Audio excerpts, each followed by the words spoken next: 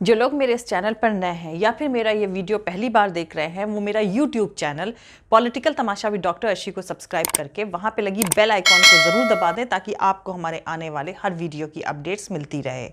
और दोस्तों, अगर आपको हमारा काम पसंद आता है, हमारे वीडियोज़ पसंद आते हैं तो www.patreon.com/dr अर्शी खान पर जाकर डोनेट करके आप हमारे काम को सपोर्ट कर सकते हैं। तो चलिए आज के सियासी तमाशे के सफ़र को शुरू करते हैं।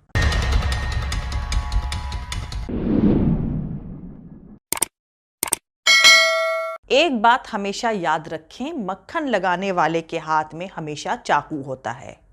और इसीलिए कहना चाहती हूं कि अगर सिर्फ खुश होना है तो तारीफ सुनिए और बेहतर होना है तो कंडेमनेशन यानी निंदा।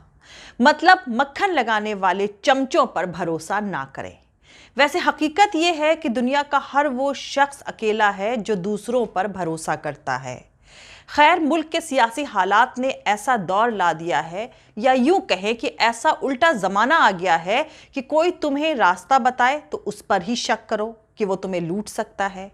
अगर सुनसान पाकर कोई तुम्हें रात में सोने की जगह दे देता है तो इंसान सोचने लगता है कि पनाह देने वाला शख्स ही उसका खून कर सकता है और चुपचाप लाश को आंगन में गाड़ सकता है। कोई दुकानदार अगर पीने को चाय या कोल्ड ड्रिंक दे तो इंसान समझने लगता है कि दुकानदार ठगने की ताक में है।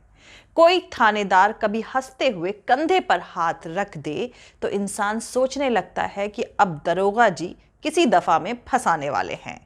क्या किया जाए, सियासतदानों ने ऐसा दौर ला दिया है कि अगर कोई भलाई भी करे तो सोचना पड़ता है कि ये खुश होने की बात है या नहीं।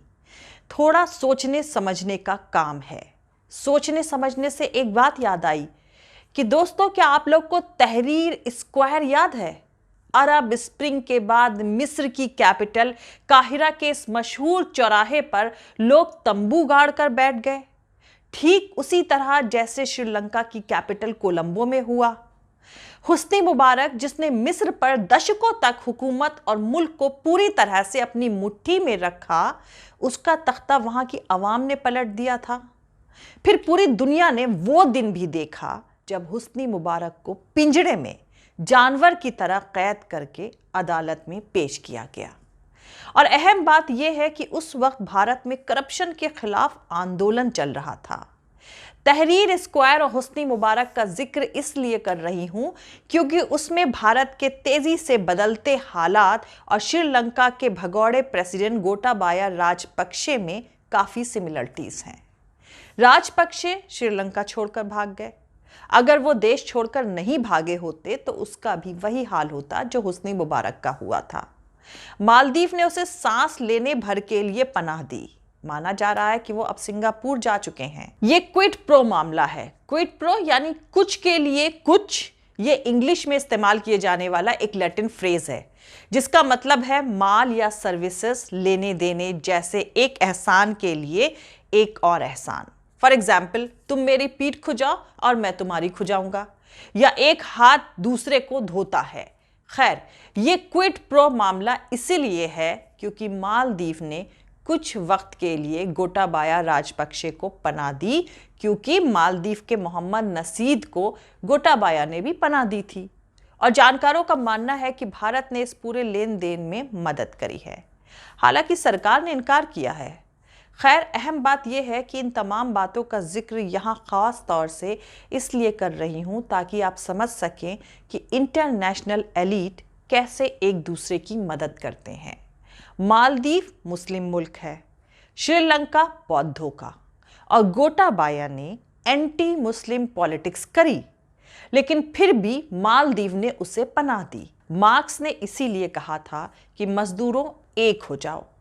खैर, अब दुनिया में कहीं भी एंटी मुस्लिम पॉलिटिक्स की बात होगी तो मौजूदा भारत का जिक्र आना लाजमी है। भारत में हर दिन इस नफरती सियासत में एक नया तमाशा जुड़ रहा है। ताज़ा मामला गाजियाबाद में जूना अखाड़े के महामंडलेश्वर और कंट्रोवर्सीज में घिरे रहने वाले यति नरसिंहानंद का है, जिस पर एक और मुकदमा दर्ज हुआ है। इल्ज़ाम है कि उन्होंने महात्मा गांधी को लेकर ऑब्जेक्शनेबल वर्ड्स बोले हैं।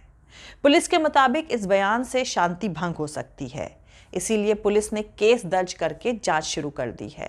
लेकिन गिरफ्तारी नहीं करी। डासना पुलिस चौकी इंचार्ज राम सेवक ने नरसिंहानंद गिरी के खिलाफ थाना मसूरी में आईपीसी सेक्शन 5052 के तहत एफआईआर कराई है। इसमें लिखा गया कि ट्विटर पर 13 जुलाई की रात 11:08 पर 2.20 मिनट्स की एक वीडियो वायरल हुआ। इस वीडियो में यति नरसिंहानंद गिरी राष्ट्रपिता महात्मा गांधी पर टिप्पणी करते हुए कह रहे हैं कि महात्मा गांधी मर गया, 1 करोड़ हिंदुओं की हत्या करवा गया, भारत में मुसलमानों का अधिकार करवा गया। इस आदमी के चलते आज 100 करोड़ हिंदुओं के पास कहने को अपनी एक भी इंच जगह नहीं है। इस वीडियो में नरसिंहानंद गिरी ने महात्मा गांधी और मुसलमानों के लिए दलाल जैसे वर्ड्स का इस्तेमाल किया है। चौकी इंचार्ज के मुताबिक इसी वायरल वीडियो के बेस पर मुकदमा दर्ज किया गया है। वैसे इस सियासी मोहरे के खिलाफ 13 से ज्यादा मुकदमे अभी तक दर्ज हैं।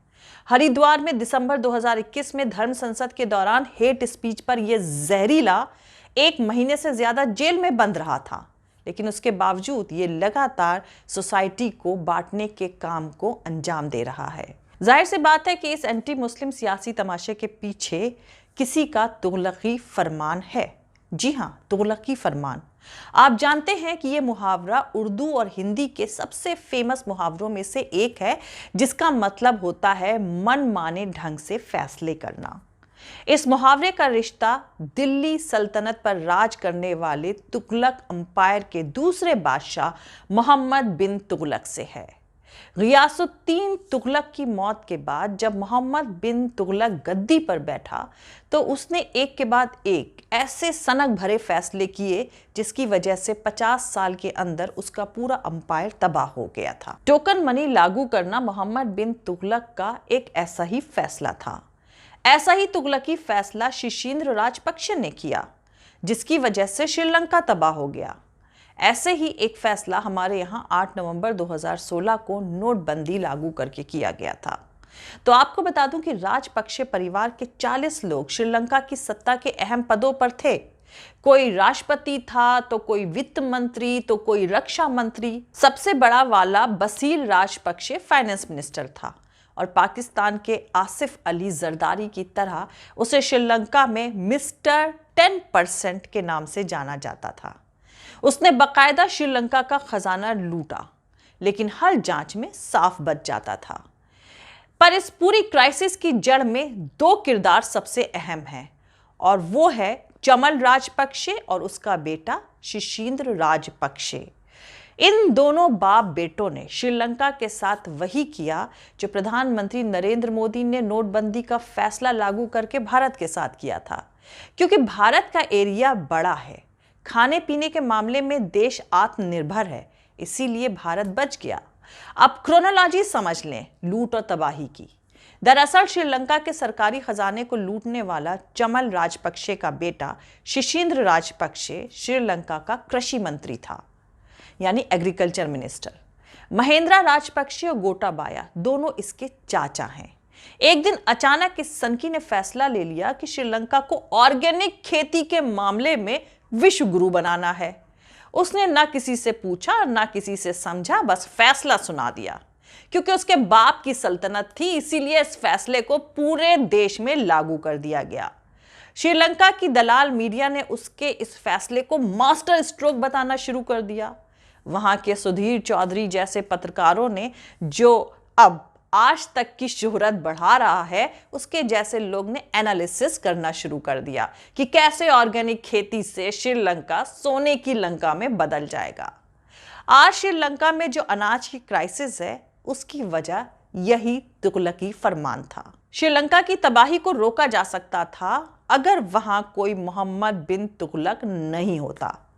अब वहीं अगर भारत की बात करें तो कल जब रुपए की औकात गिरकर 80 के नीचे चली गई तो गाय के गोबर से न्यूक्लियर रेडिएशन रोकने का तरीका बताने वाले भक्त रोने लगे। गौमूत्र से कोरोना भगाने वाले साइंटिस्ट सदमे में चले गए। आप सबको याद ही होगा कि नोटबंदी के बाद कैसे तिहाड़ी ने बताया था कि 2000 के नोट में चिप लगी हुई है जो काले धन को तबाह कर देगी। श्वेता सिंह ने तो उस चिप को सैटेलाइट से भी जोड़ दिया था। और कई सरकारी चापलूस जो अमेरिका और लंदन में रह रहे हैं, जिन्होंने आईआईटी, आईआईएम से पढ़ाई करी है, उन्होंने भी कहा था कि नोटबंदी से आतंकवादियों की कमर टूट जाएगी। लेकिन हकीकत में कमर टूटी थी सिर्फ आम आदमी की। और अब तुगलकी फरमान लागू करने वाला नोटबंदी का नाम भी नहीं लेता है। 2000 के गुलाबी नोट अब सर्कुलेशन में भी नहीं है। जरा याद करें कि आपने आखिरी बार 2000 का नोट कब देखा था। सिर्फ इस एक तुगलकी फरमान की वजह से सैकड़ों लोग मारे गए थे, हजारों करोड़ का कारोबार तबाह हो गया था, करोड़ों बिना काम के हो गए, भारत की पूरी नकदी अर्थव्यवस्था चौपट हो गई। आज अगर रुपया 80 के नीचे गोते खा रहा है तो इसकी एक बड़ी वजह नोटबंदी भी है। याद रखिए, अगर ऐसा ही रहा तो एक दिन आप झोला भरकर रुपया ले जाएंगे और बदले में सिर्फ 1 किलो आलू लेकर आएंगे। श्रीलंका में आज 500 रुपए में दूध का पैकेट मिल रहा है।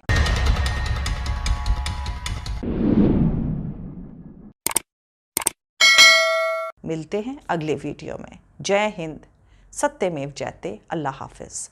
दोस्तों, हमारा पूरा वीडियो और दूसरे और वीडियोस देखने के लिए हमारा YouTube channel political Tamasha with doctor Arshi को सब्सक्राइब करके वहां पे लगी बेल आइकॉन को ज़रूर दबा दें, ताकि आपको हमारे आने वाले हर वीडियो की अपडेट्स मिलती रहे। और दोस्तों, अगर आपको हमारा काम पसंद आता है, हमारे वीडियोस पसंद आते हैं, तो www.patreon.com/dr अर्शी खान पर जाकर डोनेट करके आप हमारे काम को सपोर्ट कर सकते हैं। दोस्तों, अगर आपको हमारा वीडियो पसंद आता है तो लाइक और शेयर करना हरगिज़ नहीं भूलें। आप हमें फॉलो भी कर सकते हैं हमारे ट्विटर, इंस्टाग्राम और फेसबुक पेज पर। मेरा ट्विटर हैंडल है @arshi_aziz khan। Thank you. मिलते हैं अगले वीडियो में।